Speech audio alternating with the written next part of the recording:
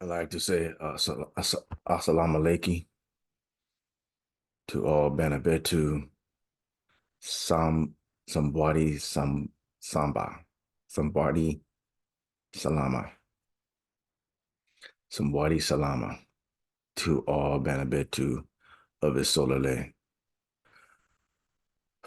We thank the Most High Tatan Zambi, Matando to Tatan Zambi. You know, it's always been difficult when the Most High awakens your mind to truth, to try to transition yourself into that truth that you know he has revealed to you.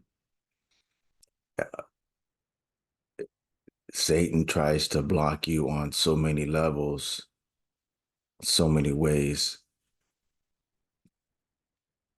that it's really sometimes even hard to explain. But you know it's the adversary trying to block you from transitioning um, from an old way to the new way the Most High is showing you, revealed to you. And you see others uh, maybe excelling or not excelling, but they're transitioning into this new way, not being new in years, but new to us as the Most High's people because of all the lies and deception and manipulations that have been going on for thousands and thousands of years. And so that transition, it it is difficult. But what I learned through my life is perseverance in the things of the Most High, perseverance in the things that you know works in you coming into a new phase of your life. You know how to, as they say, get over the hump. And sometimes that hump is a steep mountain. And so last or early this morning, I woke up and my mind was thinking about stuff that I really didn't want to think about. And I was like, why am I thinking about this? Like stuff pertaining to work. And I was like, I don't want to be thinking about this. This is crazy. Because usually before um before I get up to um speak my message that the Most High has prepared me for, uh he's given me things to say and um maybe giving me more scriptures, more things to present. And I was like, this is nothing but the adversary. This is the devil trying to block my mind and able to perform and give that which the Most High has me to give. Now, I have a lot of things, a lot of scriptures to cover. And this message is on the temple of the Most High Yah, the temple of the Most High Yah. And so, person that has came that has come from uh church background. My father was a pastor. Um, my mother still belongs to the same organization. So, and many others will, especially if you're born in the United States and if you, especially if you were raised in the South, because uh, I've been able to really witness and see how just church is ingrained in, excuse me, yeah, excuse me, how church, going to church is ingrained in a a a culture that has been developed for hundreds and hundreds of years, if not thousands, in this particular area, and that it's just something that it's just something that you do, and they really don't think about, for the most part, and I see very few people in the South coming into this awakening, and so me being born and raised in California, my wife was born in the South, but spent most of her life out here. Uh, so you gain a different perspective of church. At least I have. I can't really say for her, but when you witness a lot of things in church that really gives you pause, um,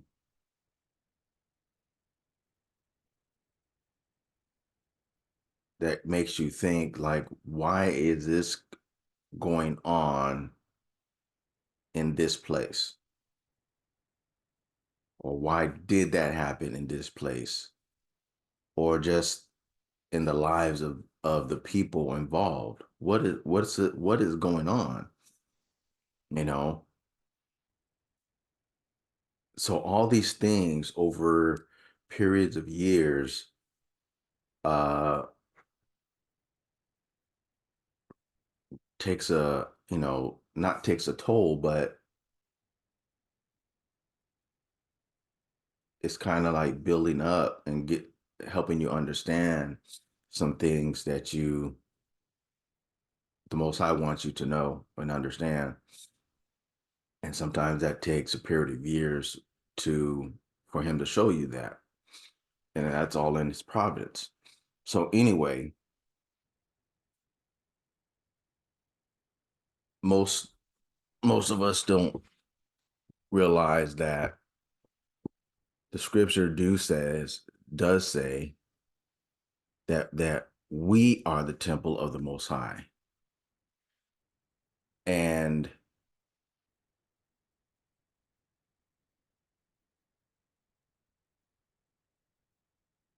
through these different scriptures that I prepared, and um I might have to do a and B. So this would be A, and I don't want to go 2 or 3 hours bringing this message, okay? Because I know I can be long-winded, but I just want to present these scriptures and let the Mwanda flow, let the Mwanda have his way in me and be presenting um the things that he has given me. So we give all Kimball to Dr. Zombie. So here we go. Sharing screen. Didn't want that one. Sorry. That wasn't supposed to happen. Okay.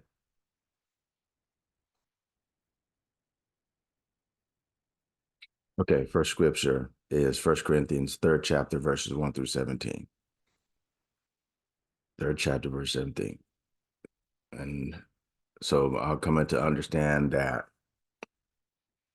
the Kikongo alphabet, there is no R in the Kikongo alphabet. So that would be Kalinto, Kalintio. I don't know, but it's no R. So they changed a lot of things,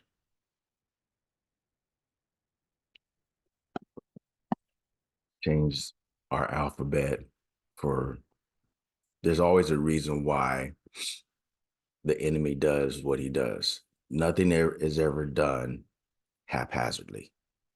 There's always a reason. Nothing is done by accident. It's always intentional on purpose with a ultimate goal.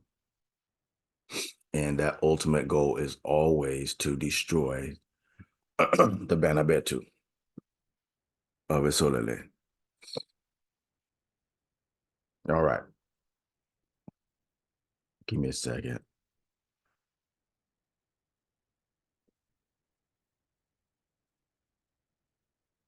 Give me a second. I forgot something. Okay. So I forgot my glasses. Now, the enemy is really trying to prevent me from bringing this message because took my backpack to work yesterday. That's where I keep my snacks and stuff. And for some reason, I took my glasses out of my jacket, my coat pocket, and put it in my backpack. And I left my backpack in my van, which I really do rarely do because I'm preparing to pull it out. I thought I did, but I didn't. So anyway, Satan is busy, but there's always a ram. That's why I have two pair. Okay. First First Corinthians, third chapter. And I, brethren, could not speak speak unto you as unto spiritual, but as unto carnal, even as unto babes in guswa. I have fed you with milk and not meat, for hitherto ye were not able to bear it, neither yet now are ye able. For ye are yet carnal, for whereas there is among you envying and strife and divisions, are ye not carnal and walk as men? Um, for while one saith, I am of Paul, and another, I am of Apollos. So give me a second. I really need to search this out.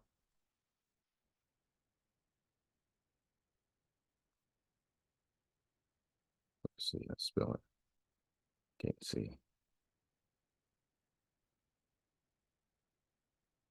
APO. APO.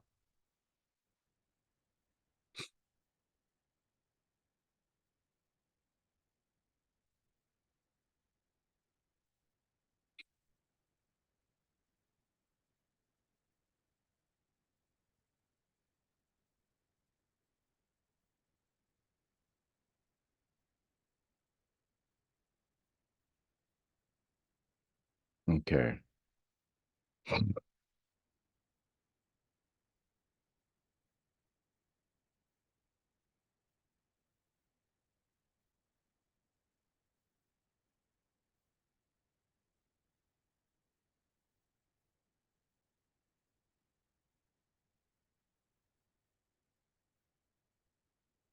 So they're saying it's uh was a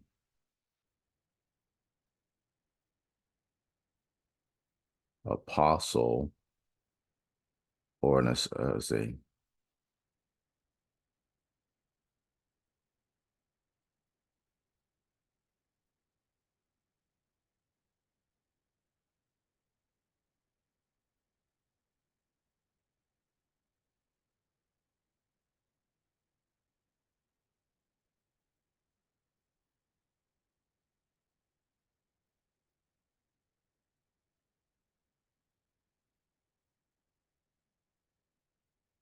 so I I'm positive that that wasn't his name. A Greek first was a first century Alexandrian Jew mentioned several times in the New Testament, contemporary and colleague of Paul. So it was uh, yeah, that's not Paul. So if you take off the S,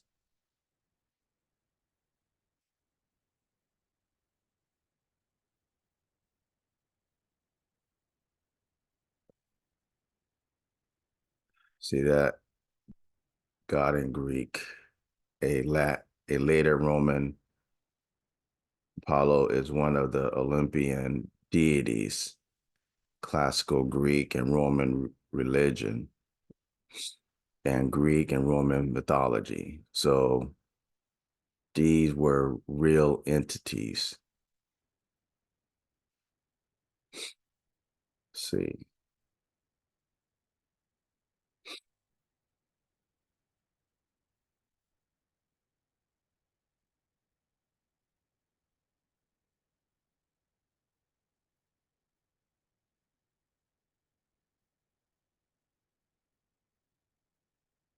is one of the Olympian deities in classic Greek and Roman Greek. They say mythology, but these were uh actually fallen Malegi. Apollo has been recognized as a god of archery, music, and dance, truth and prophecy, healing and disease, the sun and light, poetry, and more. One of the most important complex of the Greek gods. He is the son of Zeus. So how can something be of truth and be a mythology? Mythology. You see how they contradict themselves in their lies? It's ridiculous. Okay, anyway. All right. So I don't know who this was, but I guarantee you that was not any associate of Paul's actual name. But whatever his name was, I don't know. But that's a Greek god. But ministers by whom ye believe, even as Infumu gave to every man. I have planted this guy, watered, but Yah gave the increase. So then neither is he that planteth anything, neither he that watereth, but Yah that giveth the increase. Now he that planteth and he that watereth are one. Every man shall receive his own reward according to his own labor. For we are laborers together with Yah. Ye are Yah's husbandry, ye are Yah's building. See there? Okay. Now he's starting to understand. So what he is getting at is that um when he was ministering to the the the people at Corinth, um they was only able to receive uh very um low level understanding of scripture. The basically the something that you would teach a child growing up. That's how he had to teach them. And at this particular time, he was saying that he's still not able to give you anything but milk because of their carnality. So so it is in the world we live in that um we can't give everybody what the Most High has given you. We have to learn how to break down even sometimes even further very simple things that that young people, no matter what the age, in the work of the Most High, uh, be able to break down so they can be able to digest. We're talking spiritual language, digest that which the Most High wants them to have at that particular stage of their life. So you can't just like boom, just be given a bunch of things that a a seasoned person um would would be able to receive, right? Okay. And so here he goes into explaining that I think it's also in Romans that where it basically says the same thing. One watereth, one planteth, one watereth, but it is Yah that gives the increase. It is the Most High Thought and Zombie that causes people to grow. That the seed, the Muanda Semi, right? The seed of righteousness being planted in somebody, um, bringing forth the increase. So in order for the increase to come, or the fruit, they have to go through the stages of growth, right? Just like any type of vegetation or fruit tree have to go through its stages in order for us to be able to receive the fruit. Okay, so this is what he's explaining. And so in verse 9 it says, for we are laborers together with Dothan Zombie. Ye are Dothan Zombie's husbandry. Ye are Yah's building. Okay. So a husbandry is like a farmer, someone that goes out, has a field, and prepares the field, and then he already has determining the time of year it is to plant a certain type of crop. That's basically husbandry, right? It's basically a farmer. Okay. And ye are Dr. Zombie's building. So the Most High is what they say omnipresent, right? He's everywhere at all times, but yet he is in Zulu. He's in the Pembakalunga. He's in the heavens. Is his dwelling place. But yet, those of us that are obedient to his law, statutes, and commandments and judgments, we are his dwelling place, right? We'll see that even more. Okay.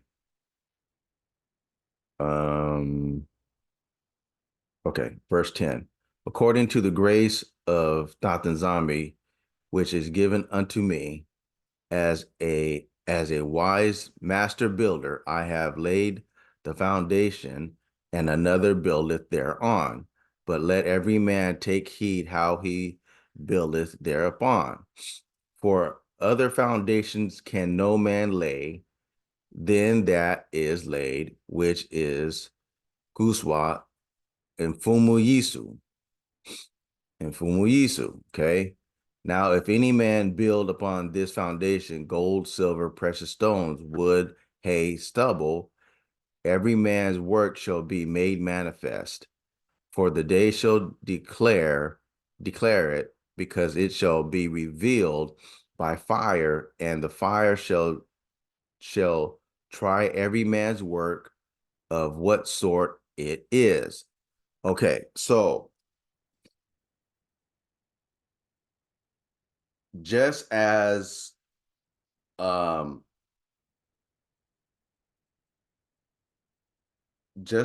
pure, when you gold ore, silver ore that is dug up from the earth, or copper ore, all these ores are straight from the ground, and then when you to purify it, right, to make sure it is actually what you think it is, you have to put it through fire. So gold, you would put gold in a furnace, and it will melt down, and all the impurities will rise to the top, right? And then you're able to either pour it off or scrape it off, right? Or scoop it off to get out the impurities out of the precious metal. Now you have pure gold, pure silver, pure copper, right? So it is in our lives when uh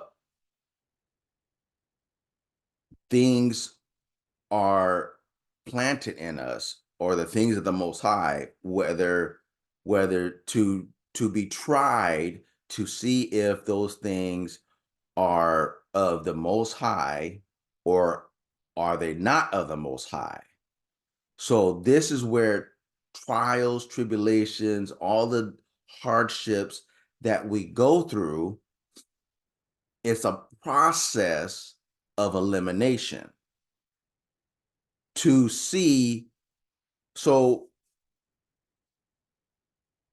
if you go back to the Exodus, the Most High says that he caused the children of nZolele, our ancestors, the children of nZolele, to hunger and to thirst.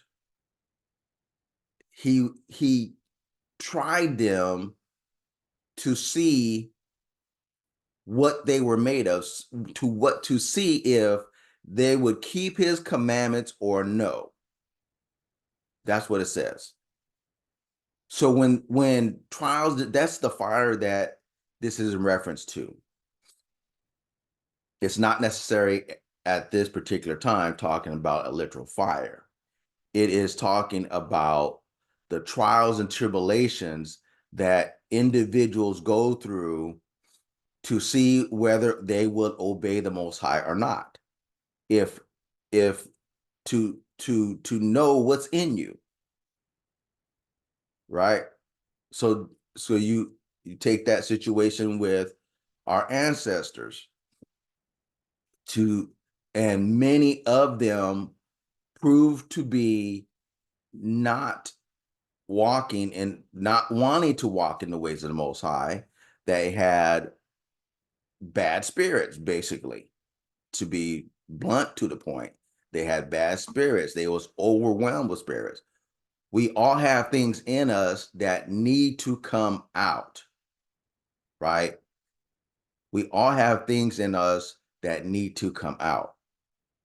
Trials, tribulations, circumstances of various sorts are made. They are sent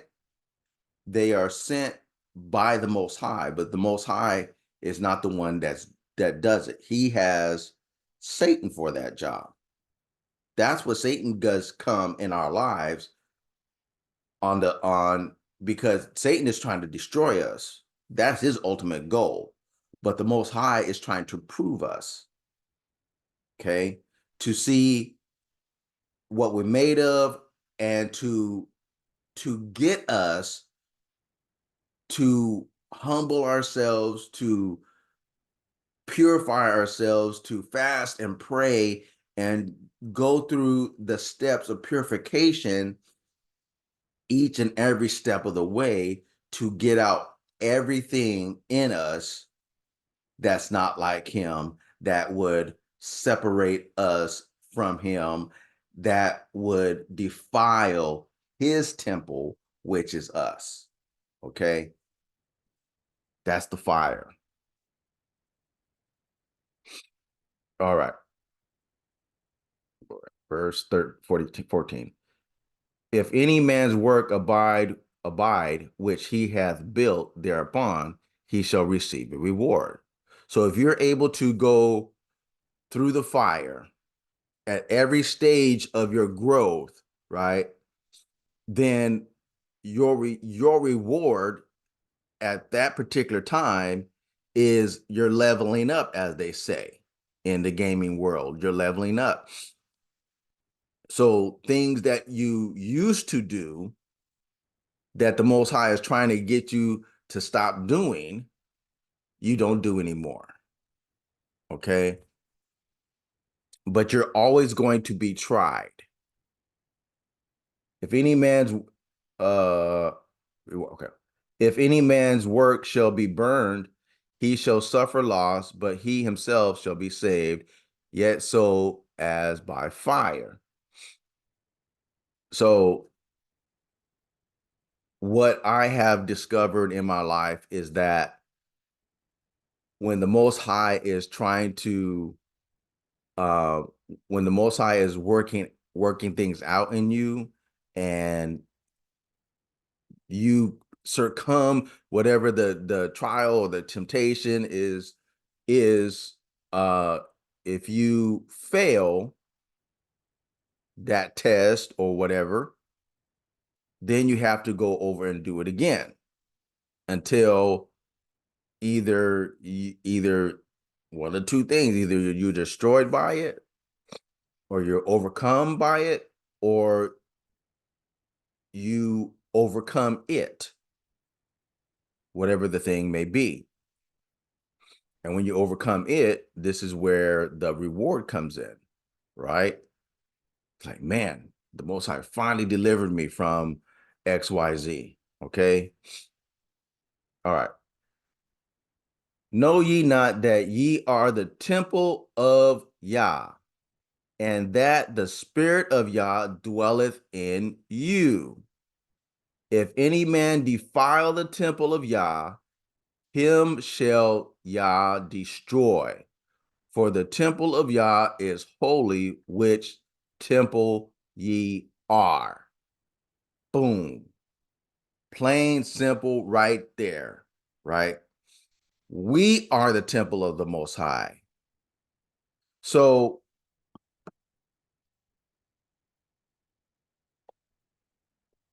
what we have to understand, what we really, really have to need to understand, is that the things how we were taught about church, and we always have to remember that just like I have all these scriptures, right, to prove a particular point, right? Everything in the Bible is not true. I'm gonna say this until the Most High causes me stop saying it. That everything in the Bible is not 100% correct. The Most High allowed Satan to take his word, and the prophecies and all these writings that our ancient ancestors had from the beginning, and allowed the enemy to take them and corrupt them corrupt them and then give them back to us by way of Catholicism, by way of Islam, Muslims, okay, by way of Judaism, okay. Satan can't tell you an all-out lie to deceive you. He cannot. Satan cannot tell you an all-out lie to deceive you. He has to mingle truth with a lie, or mingle lie with the truth. In order for his lies to be successful, is deception to be successful, to deceive you, there's got to be a modicum of truth in there. So is the scriptures, the Bible.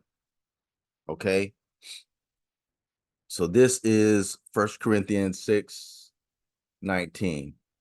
What, know ye not that your body is the temple of the Mwanda Semi, which is in you, which ye have of Yah, and ye are not your own, for ye are bought with a price. Therefore glorify Yah in your body and in your spirit, which are Yah's.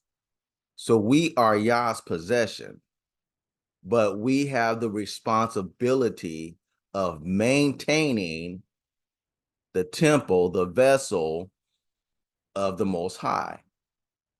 Okay? It is our responsibility. So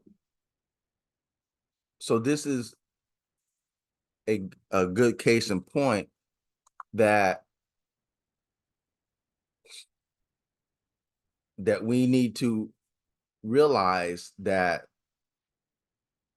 Christianity and other religion, even Islam, Islam teaches not to eat pork, but they'll eat shellfish, they'll eat shrimp, they'll eat all these unclean aquatic animals, right? But they won't eat swine. Christianity will eat anything and say all you gotta do is pray over it. That's not what the scriptures say. That's not what the Bible says. That's not what the Most High says. The Most High said out of his own mouth, these animals are unclean, and any descendant of these particular animal is unclean. They are unclean unto you. They're an abomination. And Christianity would go back and tell you, oh, the Most High cleaned that. How did he clean it when he created it?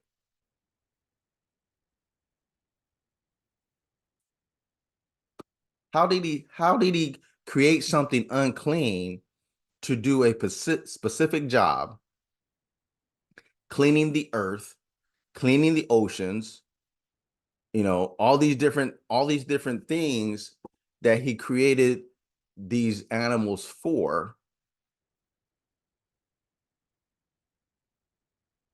that what the purpose that he created for, that's when he said they are good. Just because he said something's good doesn't mean automatically it's good to eat. This is where you become the worshiper of the creature more than creator, because you are indulgence in self, and you know that Satan is in control of, he rules the airways, he rules the marketplaces, all these, and he has people completely deceived, thinking that you can maintain a healthy body and have an abominable diet. It ain't gonna work. Uh, if you're born of the South, you know, uh, the swine is like number one.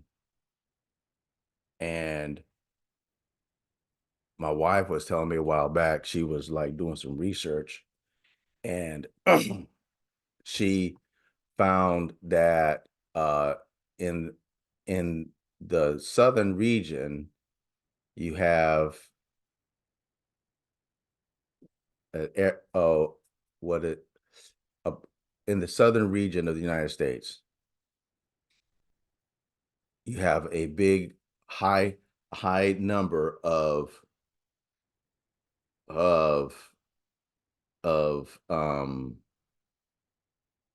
what did she tell me? A particular medical problem, and it's like a severe like hypertension, right?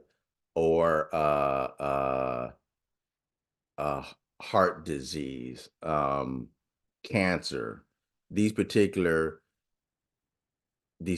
type of diseases, right? And it like when you go like from region to region, and you look at the numbers of those particular illnesses in different regions, and when you get to the South, you see a great big old spike going up in those particular diseases.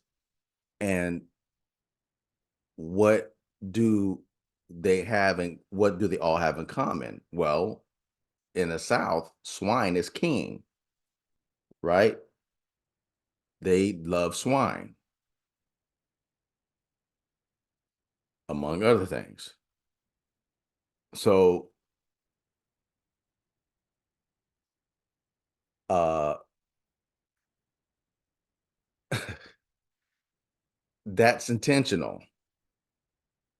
So the one thing that most people don't look at is, and I just come to just like really grasp this, that sin is a multi-million dollar, if not multi-billion trillion dollar industry. Sin is uh on levels upon levels, because if your pastor tells you the truth, then there will he will literally work himself out of a job. But that's what he's supposed to do, right? So I'm gonna get to, maybe not today, I'm gonna get to some scriptures that uh where I can explain exactly what I'm talking about. Okay. So anyway, we are the temple.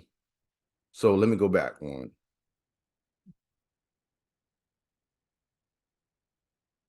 Let me go back two. It says, if any man defile the temple of Yah, him shall Yah destroy. Okay. So when we corrupt, defile the temple of the Most High, our bodies, the Most High's temple, he says that the Most High will destroy. So what happened with the actual physical temple, right? After the Greeks came in, this is the temple that Solomon built. right? After the Greeks came in and sacrificed swine to uh their gods, the Most High had to destroy that building. Okay. So we hear, I don't know if they rebuilt that one. So I don't know if that was the case of 70 AD, where they completely destroyed the temple. That was intentional by the Most High. That it's showing that we don't need a physical building to communicate, to worship, to receive or give to the Most High or from the Most High, because we are the temple. We as the Most High people are the church. We are the church. And this is something that we have to remember. We have to get this ingrained in us, that we are the church. That's why we need to come together spiritually, because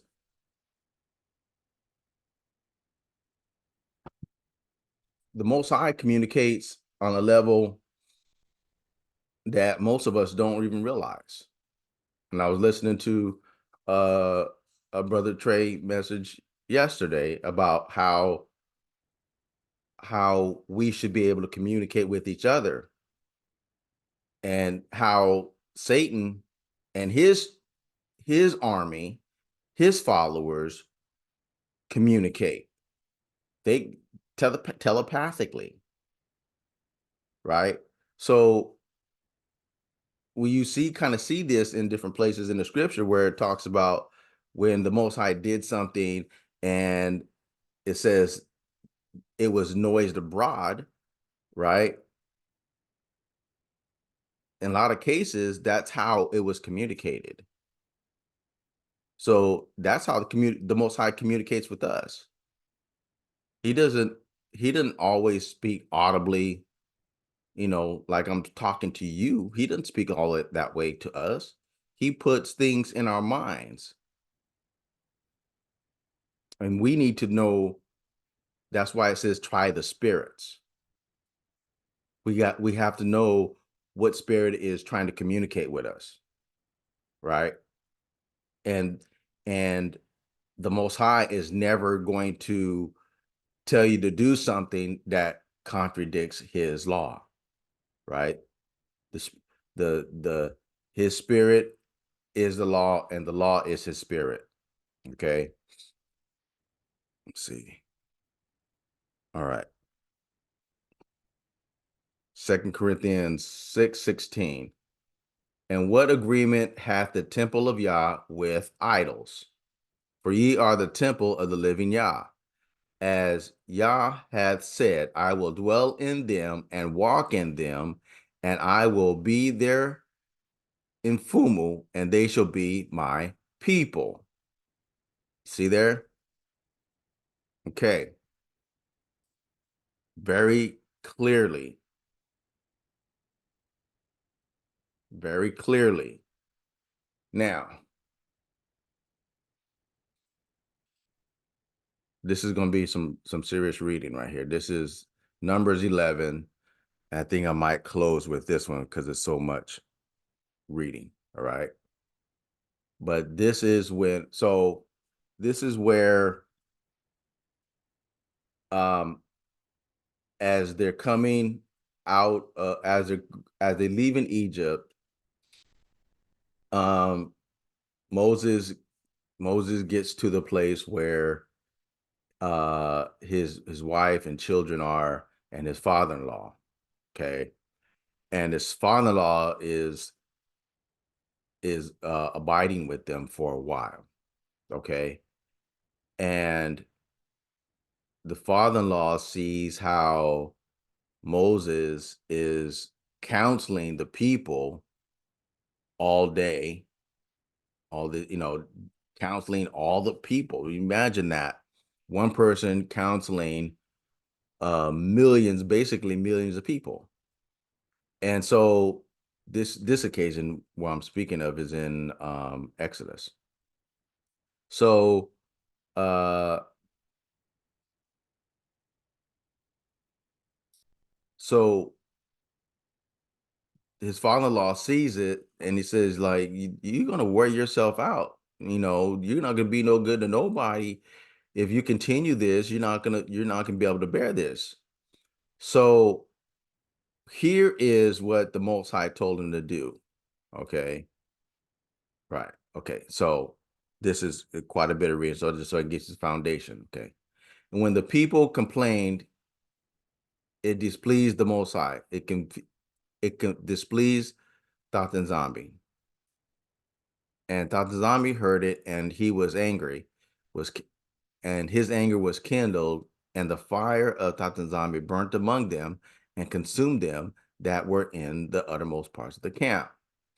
And the people cried unto Massa, and when Massa prayed unto Tatan Zombie, the fire was quenched, and he called the name of that place Tabila, because the fire of Tatan Zombie burnt among them. And the mixed multitude that was among them fell a lusting, and the children of nZolele also wept again and said, who shall give us flesh to eat? We remember the fish which we did eat in Egypt freely, the cucumbers, the melons, and the leeks, and the onions, and the garlic. But now our soul is dried away. There is nothing at all beside this manna before our eyes. And the manna was as coriander seed, and the color thereof as the color of bdellium. So I'll look that. Let me see. Give me a second. Let's see.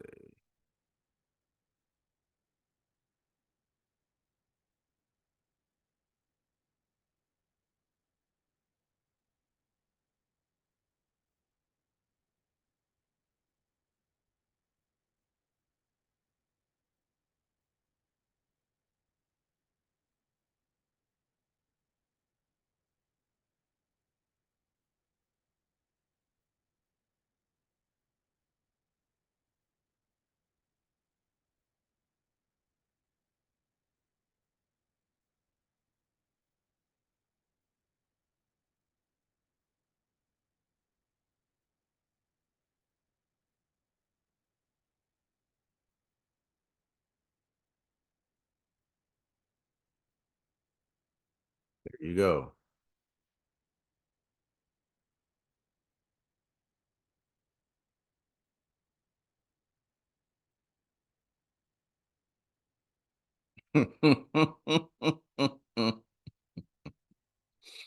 So you see the color of bdellium, right?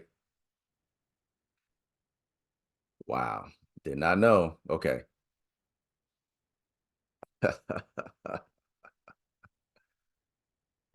And the people went about and gathered it and ground it in mills and beat it in a mortar and baked it in pans and made cakes of it. And the taste of it was as the taste of fresh oil. And when the dew fell upon the camp in the night, the manna fell upon it. And Massa heard the people weeping throughout their families, every man in the door of his tent, and the anger of Tatan Zombie was kindled greatly. And Massa also was displeased. And Massa said unto Tatan Zombie, wherefore hast thou afflicted thy servant, and wherefore have I not found favor in thy sight, that thou layest the burden of all these people upon me?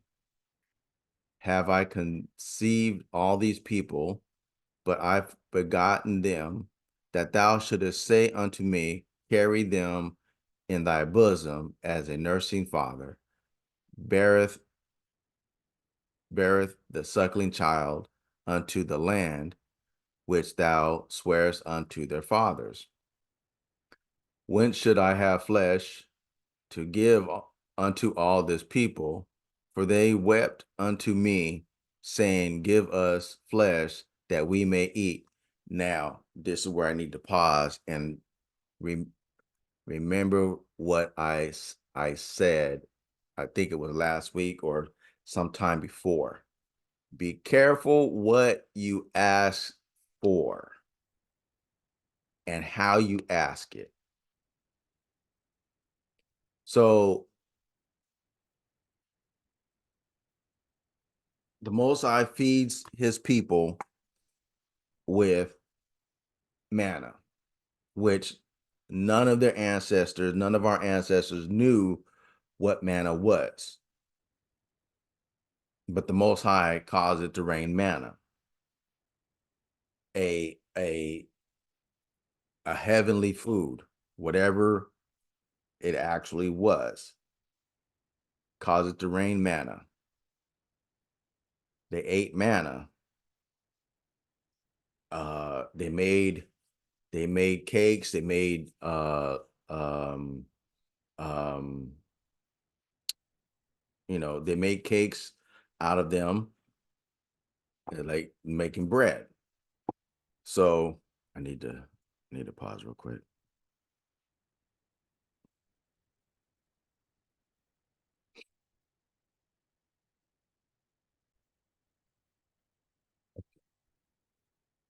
Sorry about this. Okay, where was I? All right. So this manna, they began to complain about the manna. And it it angered the Most High, and Moses was upset also. So the Most High rains a food product, or I don't know how to explain it, something that you can, like, rains down heavenly food, something that nobody has ever experienced or ever had, and you complain because you have to eat it over and over again. So this is part of that. This is part of what I was saying earlier, of the Most High trying you, testing you to see whether you would keep his commandments or no. And one of the best ways to get the Most High angry with you is be a complainer.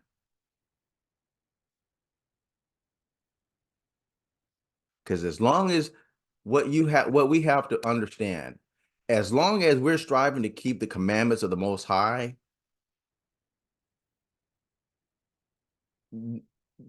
there's no evil that will come upon us.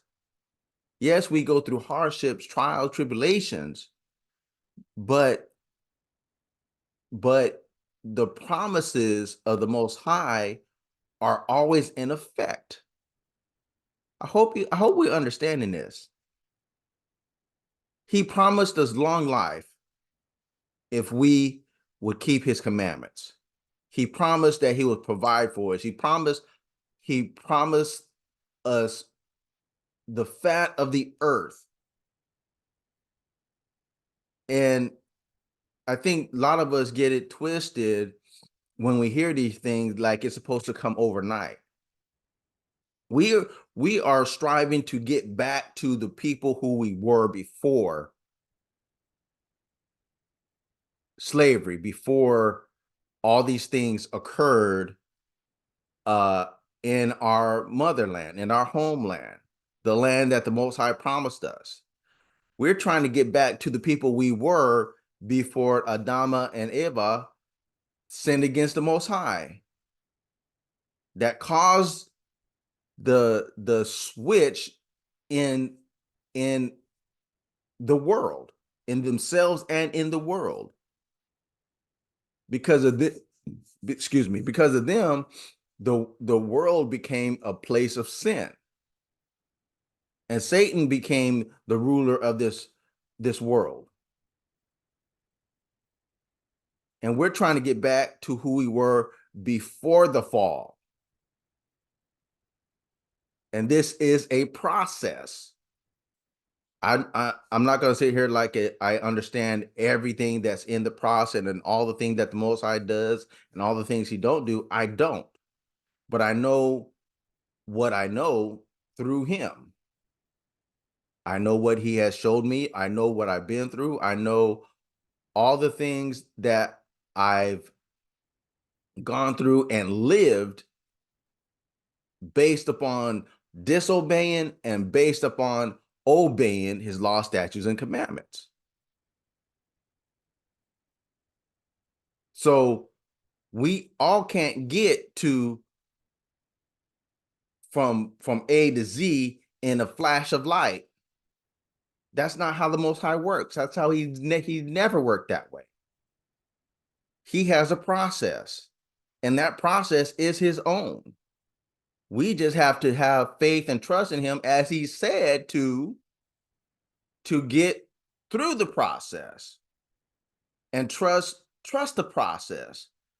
And the part of the main part of the process is obeying his law, statutes, and commandments, obeying the Spirit, his Spirit. Okay. All right. Where was I? Verse 14. I'm not able to bear all these people alone, because it is too heavy for me. And if thou deal thus with me, kill me, I pray thee, out of hand, if I have found favor in thy sight. Let me not see my wretchedness.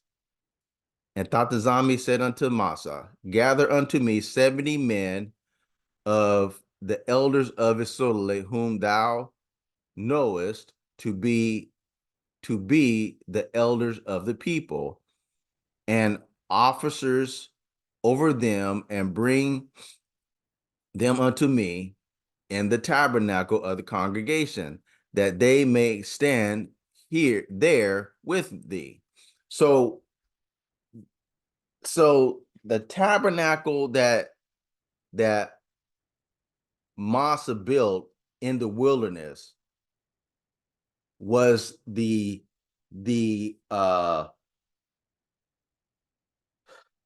was basically the temple of the Most High that's in the Zulu, in the heavens, on earth, because it says that it was the exact model, or the same configuration.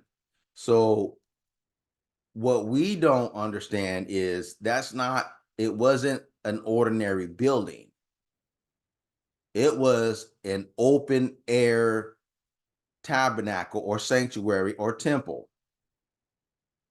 It was open air. It was not basically a covered building. It was completely open air. It wasn't a tent, right? All right. So hopefully we get this. So that's kind of important to understand, right? Because people are always going to say, well, see, there you go. They had a temple in the wilderness, and they went to the temple, and all that configuration was handed down through the ages. So when they had when they actually built the permanent structure of the temple, it was in the same configuration as the temple that was in the wilderness, which was a temporary temple, which they took down, and when they got ready to move, it went with them, right? And that was from the image of the temple that was in the heavens. Okay. All right. Officers of them, and bring them into the tabernacle of the congregation, that they may stand there with thee. And I will come down and talk with thee there. I will come down and talk with thee there, and I will take of the Spirit which is upon you, and will put it upon them, and they shall bear the burden of the people with thee, that thou bear it not thyself alone. So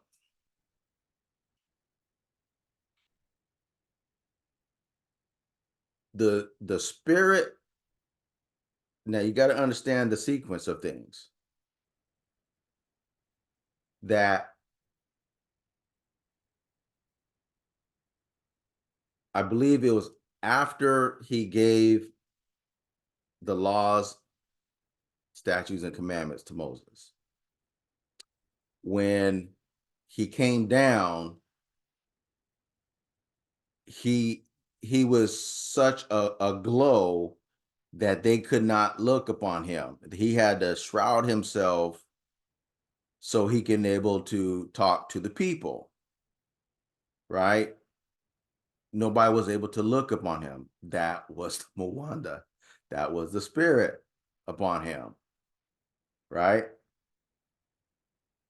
So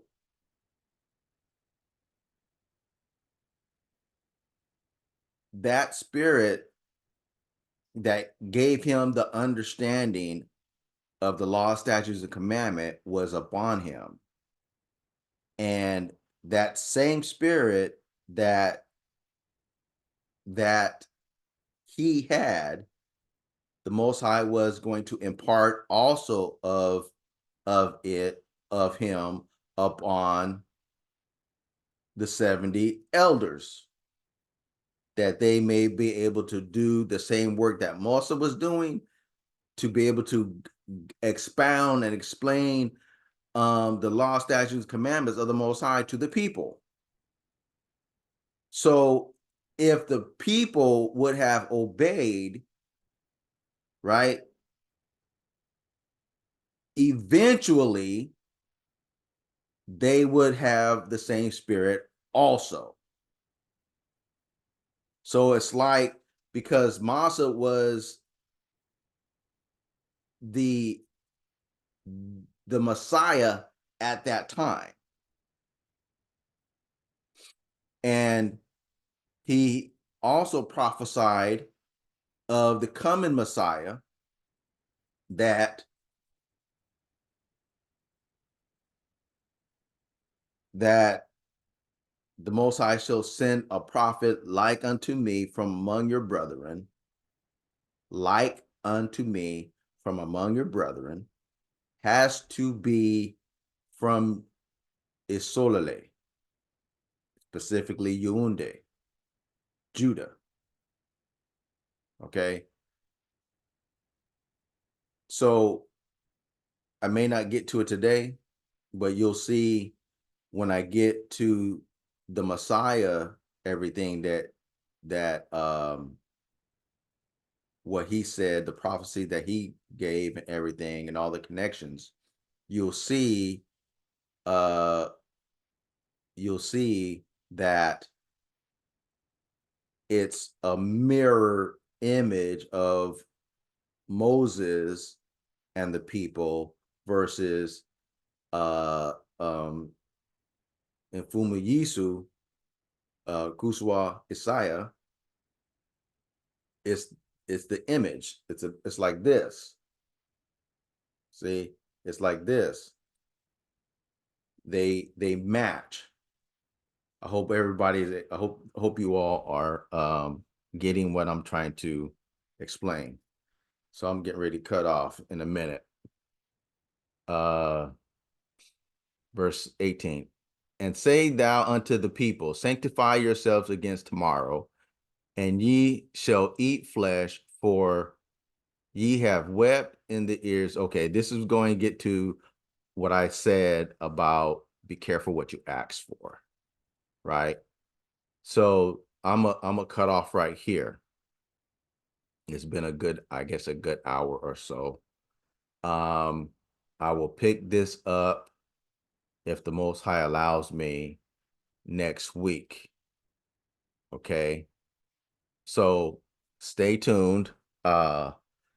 Be patient. Be patient. Be vigilant. Be steadfast. Um, do what is necessary to purify your temple. Do what is necessary to suffer in the flesh. So as it says, I can't remember where it's found, but it says, he that has suffered in the flesh has ceased from sin. So when you cause your flesh, your natural inclinations to suffer, then you're working on the spirit reigning in you and working on the Most High ruling and dominating your body, spirit, mind, and your entire being. Because this natural man wants to rule, and Satan works through your natural man, and the Most High Thatan Zombie, he works through your spirit man, which is the inside. Okay, so be vigilant, because your adversary, the devil, is as a roaring lion, walketh about, seeking whom he may devour. We do not have to be devoured by the adversary. May devour. So be vigilant, be prayerful, steadfast, always abounding in the work of Thatan Zami. Until next week, Yah willing, may Yah bless thee and keep thee. May Yah face shine upon thee and be gracious unto thee. May Thatan Zami lift up his countenance upon thee and give thee peace. Samwadi Salama.